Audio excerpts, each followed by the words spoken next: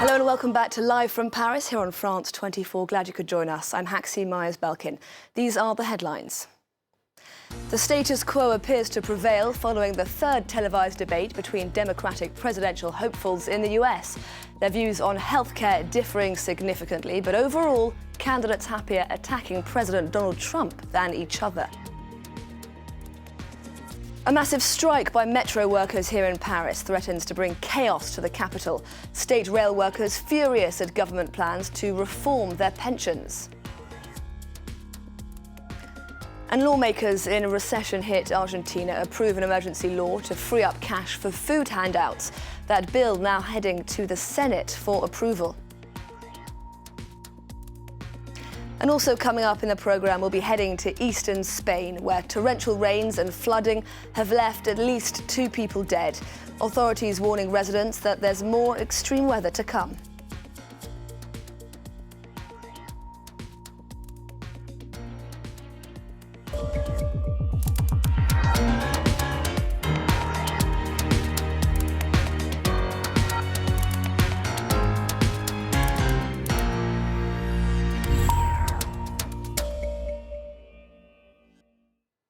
We begin in the US, where the 3 Democratic presidential frontrunners have debated each other on live television for the first time.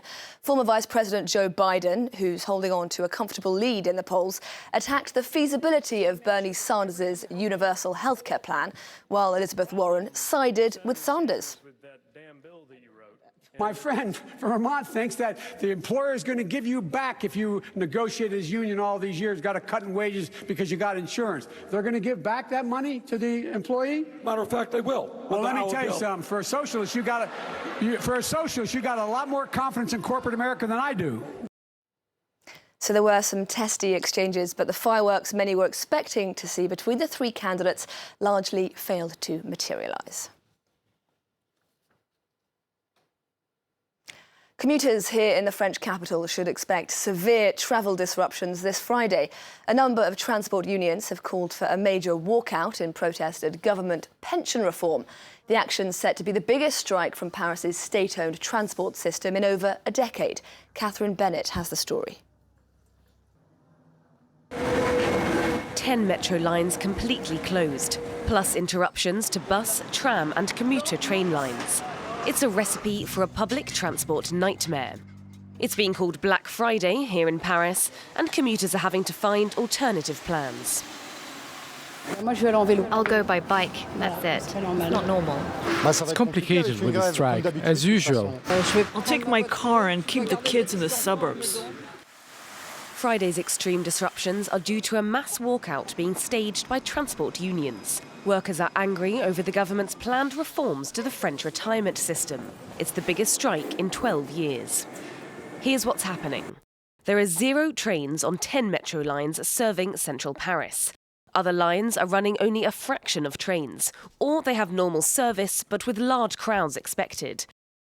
Commuter RER train lines A and B are extremely disrupted. And if you were hoping to take the bus or tram instead, sorry, those are also facing delays. So what's a commuter to do? Plan alternative routes and leave plenty of extra time to reach your destination. Also expect crowded platforms, with trains, buses and trams arriving already entirely full. Now, the reason for these strikes, the government's plans to overhaul a pension system that's seen as particularly generous to certain public sector workers, Paris rail workers among them. French Prime Minister Edouard Philippe on Thursday seeking to reassure those threatening to walk out today, saying that his government would not rush its reforms. Marius Sophos has the story. French Prime Minister Edouard Philippe hopped confidently up to the podium on Thursday before he delivered a speech setting out the government's plans to reform France's long-cherished pension system. Philippe, however, is in no rush. The government is determined to overhaul what it sees as a very convoluted system. It faces a great deal of opposition, though, and knows it will take time to pass any reform. Don't doubt it. Our convictions are strong, and our determination is complete. But the reform is not written. We need the commitment of everyone, and we are ready to take as long as it takes. He pledged that by the end of the year there would be nationwide consultations with staff and management. discussions within all occupational categories, as well as citizen consultations. As for the timescale, he said he wanted a vote in Parliament on the reform between now and next summer. At the latest, it would be implemented by 2040. The aim of the reform is to unify the 42 current pension schemes into a single points-based system.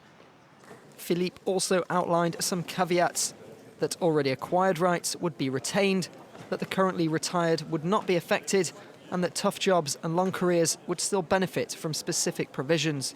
It's likely an attempt at curbing the public outcry, particularly over special pension statuses that could be affected. Trade unions have already called for widespread strikes. The Speaker of the French Parliament, Richard Ferrand, is vowing to stay on in his job after being placed under formal investigation of a property deal with his wife. He has the backing of the Élysée Palace, as well as some prominent figures from across the political spectrum, unlike in 2017 when he was forced to step down as a government minister over the very same scandal. Yuka Roy has the details. It was business as usual for Richard Ferrand. The Speaker of Parliament spent his day meeting people and posting on Twitter. This just hours after judges in the northern city of Lille placed him under formal investigation. Ferrand is facing conflict of interest charges relating to a real estate deal 8 years ago between a health insurance company he was managing and his companion.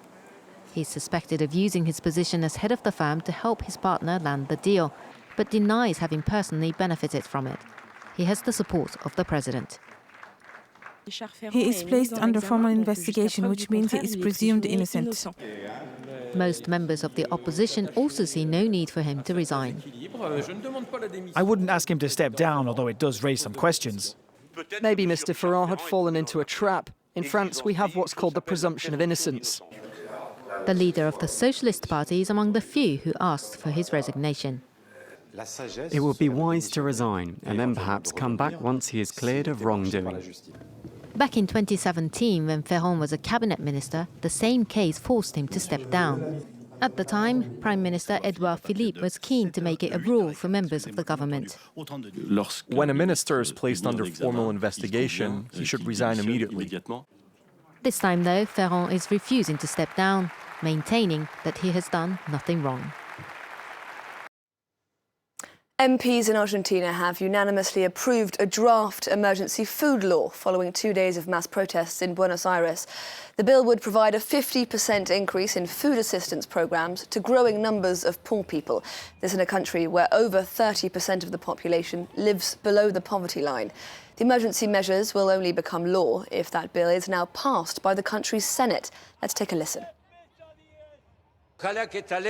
Hopefully, within a few years, we won't need this law, and we'll have an Argentina with jobs, an Argentina in which we can afford to eat at home, and food policies are only used for catastrophes and emergencies. Protesters, the church and other religious groups warned about the food crisis, but the government didn't want to see it. Now, unfortunately, we're left debating this issue, to give priority to something that should always be a priority, which is the hunger of our neighbors. Zimbabweans are paying tribute to the late Zimbabwean freedom fighter turned dictator Robert Mugabe after his body was returned to the country from Singapore. The government of President Emerson Mnangagwa had planned to bury Mugabe in a national monument, but his family has now announced that he'll be buried at a private site. Shelley Sitbon has the story. Robert Mugabe is back home. First in his Harare mansion, where officials lined up for initial tributes. Then, the leader referred to as Dad, the father of the nation, was reunited with the people. The place, Rufaro Stadium. Some were so moved and tired after waiting for hours, they rushed to see Mugabe's coffin as it arrived, wounding several people. Rufaro Stadium is the site where Mugabe took his first oath, becoming Zimbabwe's first leader 39 years ago. He has done a lot of things to us, especially to become free like what we are today. He is the one who was leading us. Oh, we are feeling so badly. We are feeling so sorry. We've lost a great man. But Mugabe wasn't just the man who fought British colonial rule and planned to bring land and education to everyone. He was also an autocratic leader whose mismanagement contributed to the crumbling of the economy, which led his former allies to oust him 2 years ago. Mugabe never forgave his successors. And when the government set out plans for his state funeral at a national heroes memorial Mugabe has built, his family declined. The family is the one that makes the decision and tells the government what the family wants. There will be a ceremony with several heads of state and international guests, but Mugabe could be buried in the town where he was born in private without cameras or official speeches. This Friday marks the end of campaigning ahead of the first round of voting in Tunisia's presidential election this Sunday. Frontrunner and media mogul Nabil Karari was detained 3 weeks ago on suspicion of tax evasion and money laundering, his lawyer announcing that his client began a hunger strike on Wednesday to demand his right to be released and also to vote. Karari's main rival in the race is current Prime Minister Youssef Chahed. This as former Tunisian dictator Ben Ali, ousted 8 years ago in a popular uprising, has been taken ill to hospital in Saudi Arabia. We'll bring you more on that when we can. Russian investigators have carried out raids on dozens of offices belonging to prominent opposition leader Alexei Navalny. The homes of some of his supporters were also searched. Last Sunday, allies of Russian President Vladimir Putin suffered significant losses in local elections across the country and most notably in Moscow. Navalny telling his supporters that the raids were a symptom of Putin getting upset and stamping his feet.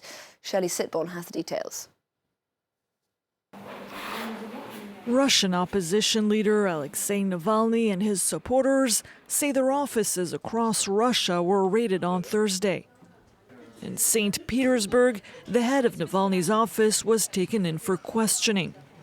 In Perm, masked men broke into local offices of Navalny's network. In some areas, like here in Saratov, investigators raided not only the offices, but the homes of those who work with Navalny. Same story in Yekaterinburg and in Novosibirsk. My daughter called me and said that the police came to search the apartment. Essentially, they cheated their way into the apartment because she opened the door for a neighbor. Once inside, investigators seized activists' hardware, laptops and phones. The protest leader says it's all part of a probe into his anti-corruption foundation, which has been investigating alleged corruption by Russian officials. The foundation is accused of money laundering. Navalny says it's an intimidation tactic. Please tell me, can anyone remember such a massive operation against corruption, terrorism or drug trafficking? Navalny says authorities are acting now because Putin's party, United Russia, lost ground in the local elections on Sunday. In Moscow, it lost a third of its seats, but overall, United Russia has maintained its dominant position. Many opposition candidates, including the ones from Navalny's party, were banned from the race, which led to mass demonstrations last summer. A brother and sister have died in eastern Spain after their car was flipped over during torrential rain and flooding.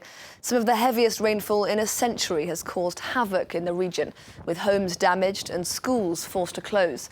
The mayor of Ontinyent, one of the first places to be hit by the bad weather, has said he plans to ask the national government to declare a catastrophe in the area. James Wilson has the story. In the town of Caldete, firefighters removed the bodies of a 51-year-old woman and her older brother who died after their car was carried off the road by flooding.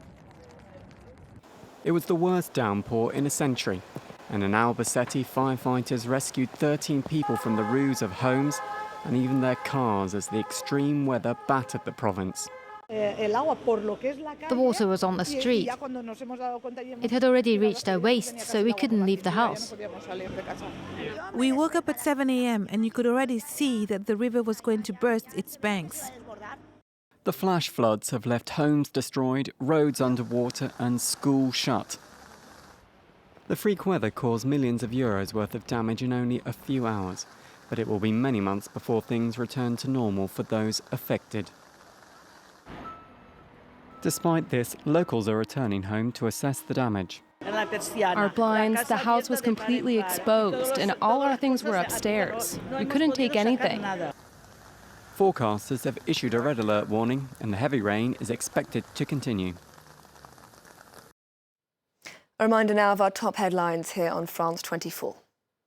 The status quo appears to prevail following the third televised debate between Democratic presidential hopefuls in the US. Their views on healthcare differing significantly, but overall candidates happier attacking President Donald Trump than each other. A massive strike by metro workers here in Paris threatens to bring chaos to the capital. State rail workers furious at government plans to reform their pensions. And lawmakers in recession-hit Argentina approve an emergency law to free up cash for food handouts. That bill now heading to the Senate for approval.